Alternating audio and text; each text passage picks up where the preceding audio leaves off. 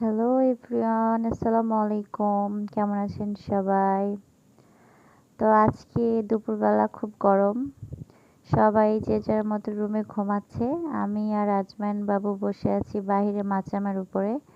এখানে অনেক বাতাস লাগছিল, তাই দুইজনে বসে আছি। একটু হালকা রোদ, হালকা মেঘ, এরকম একটা পরিবেশ ছিল।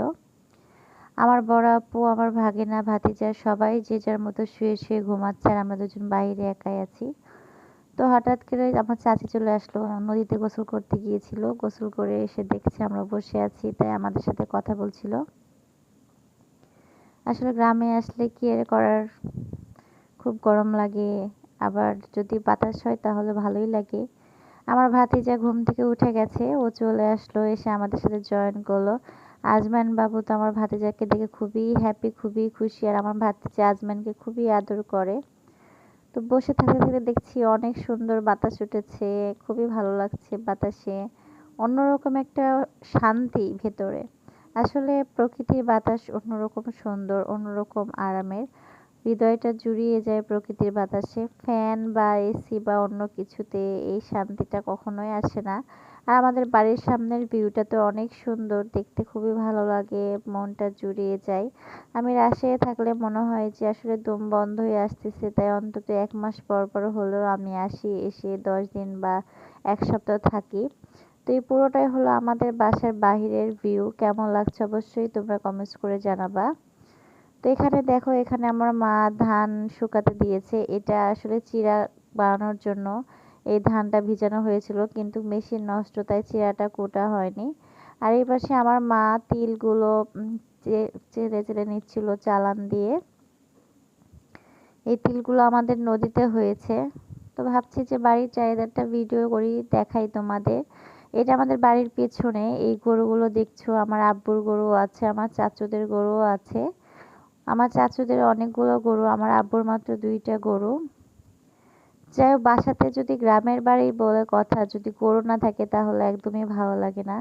তো এটা দেখছো, এটা একটা লিচুর গাছ, এটা আমার ভাই লাগিয়েছে, এখনো সেরকম বড় হয়নি। আর এই পাশেই লেবুর গাছ, এটাও আমার ভাইয়ের হাতেরই গাছ। এই গাছেও অনেকগুলো লেবু আসছে। প্রথমবারে সবচেয়ে বেশি লেবু এসেছিল, এবারে সেই পরিমাণে লেবু আসেনি।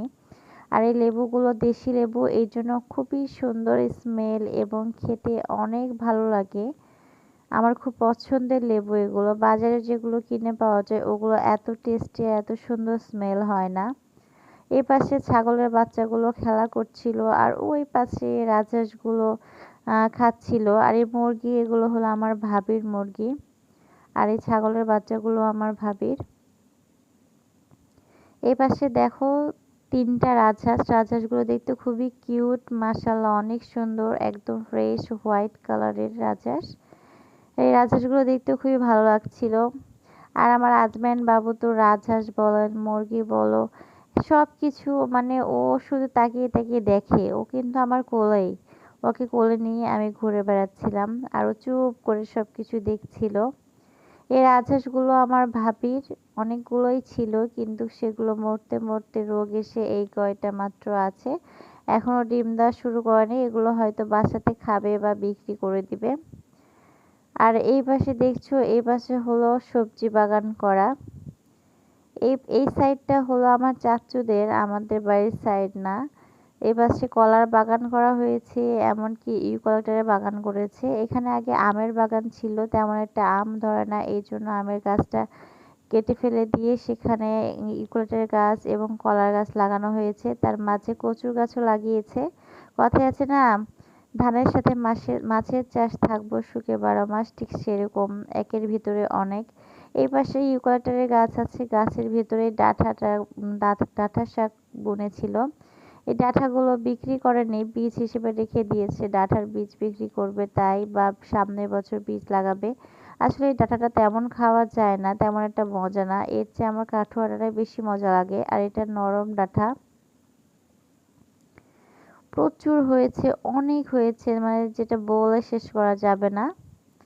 আর এটার ভিতরে কচু হয়েছে অনেক, এখনো যদিও কচু তুলে নাই, বাট গাছগুলো অনেক বড় বড় হয়েছে। আমি আবার কচু লতি খুব পছন্দ করি, কচু লতি খুঁজছিলাম কিন্তু পাইনি।